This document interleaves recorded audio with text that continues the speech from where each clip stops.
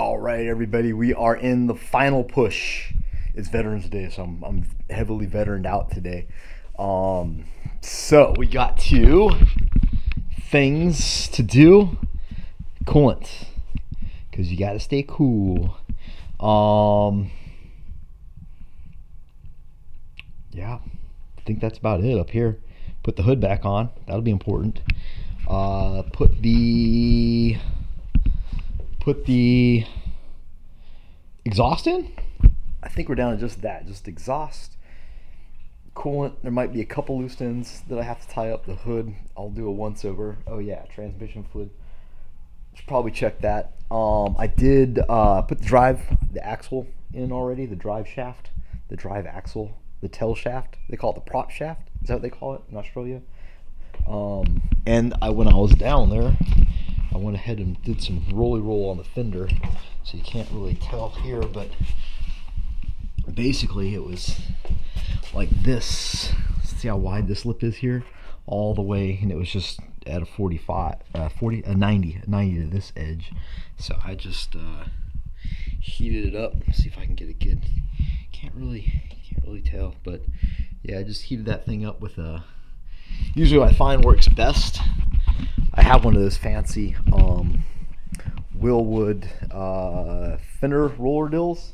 They cost like they're crazy, like $300 back in the day. I think they sell them for like $100 now, or probably less. Probably pick them up at Harbor Freight now. But what I have found, those things don't work for shit anyway. they do work sometimes in the right place, but this guy, there is no arc. So putting that on the hub and using that as an arc does nothing because it's flat. So honestly, what I find works best is just heat it up, get it to where it's like painful to touch with a heat gun. Move around, don't burn your paint, and then just beat it with I like my old brass hammer. Seems to work pretty good. So that should alleviate. You see right here in the fender where it was kind of touching, and the other side dug in pretty good. The other side's over about 1/8 of an inch, maybe a 1/16 of an inch that way, so it actually ate the other tire a bit. And then the other cool thing that I'm kind of happy about, you ever have one of those nights where you wake up in the middle of the night and you can't sleep? Neighbor's doing some work, so forgive me for the noise. But yeah, I was laying there and I woke up and I just couldn't get, and I started thinking about the car and what I wanted to do and needed to do. And I started thinking about this. Those wheels are always just like, it's been like the bane of my existence is the wheel situation with the car. I was really kind of bummed about the metal ones that we ordered that didn't fit. But what I found was a drag race brake kit that is a set numbers 13 and like 100, like an eighth. Yeah, an eighth. So if I can measure the barrel on those guys, I might be able to use those in the back, and then we could run 15-inch steelies on the back and 15. Well, let's swap these out to maybe 15s, or even maybe get some custom-made 17s. We'll see what we got, because my brake kit, which I ordered years ago, will someday show up, and then we'll be able to look at it and see what we have to do to make those brakes work on this car. And I don't even know. I might even call them up on Monday, tomorrow, and be like, bro, have those shipped? And if not, just refund me my money, because maybe I'll just throw some good stock, like upgrade the stuff with stock stuff and just keep it how it is. I don't know, but that's what happens. That's what these guys get for sleeping on it. Yeah. So let's get the exhaust in there and see if we can get this thing started up and driving.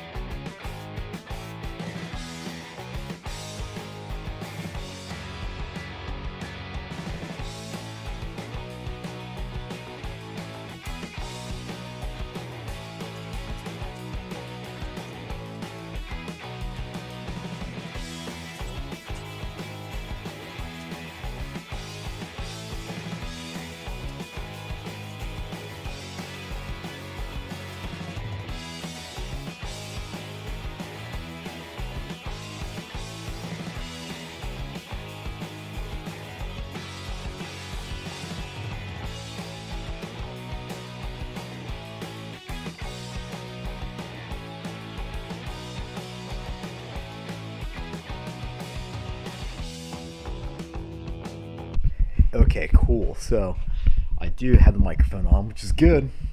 And so I need to move this. I need to tweak this over a bit. Yeah, see that? This guy's too close because this guy swings. So this guy's got to be turned. Everything's kind of, when you start doing this like turbo stuff, everything kind of has to be in a very specific place. So, but I think everything's buttoned up. I got the exhaust plugged in. So it is, people accuse me of never MIG welding, but I assure you these are MIG welds. And it's hanging up in there nice and firm. On its isolators, nothing's hitting, and we're out the back, and the fuel's all turned on, fender's rolled. See how much better that looks now? So hopefully we got better wheel clearance. Here we go. Gotta do some programming. Some computing.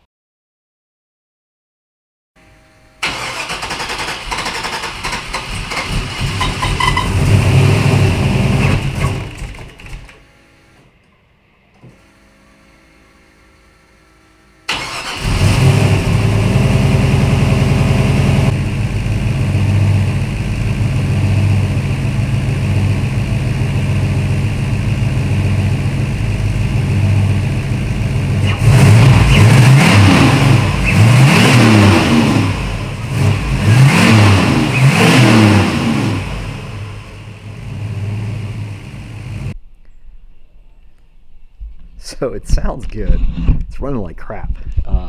So what I found on the MegSquirt was, I mean, everything looks good. There was a little fuel leak. I'll need to check the transmission fluid, but I didn't lose much, maybe a quart of that, and I was overfilled to begin with, so I'm not too worried about that.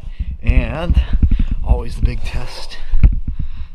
No huge puddles or some kind of, usually that's an exhaust leak, and I thought I heard an exhaust leak. I could hear it kind of just running, but it sounds a lot better. Sounds way better than what it did. My neighbor's got a lamb, and it's pretty cool. Bah! Check that out, huh?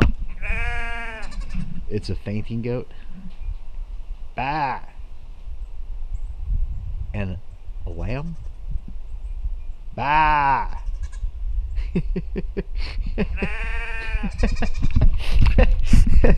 And I love, oops, oh, hey.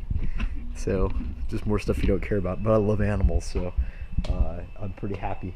I still want a donkey. But anyway, yeah, this is good. A little things to tighten up, which is always going to happen. But yeah, I mean, hey, the freaking the rods are not knocking. That's a good thing, and it's ready for battle, man.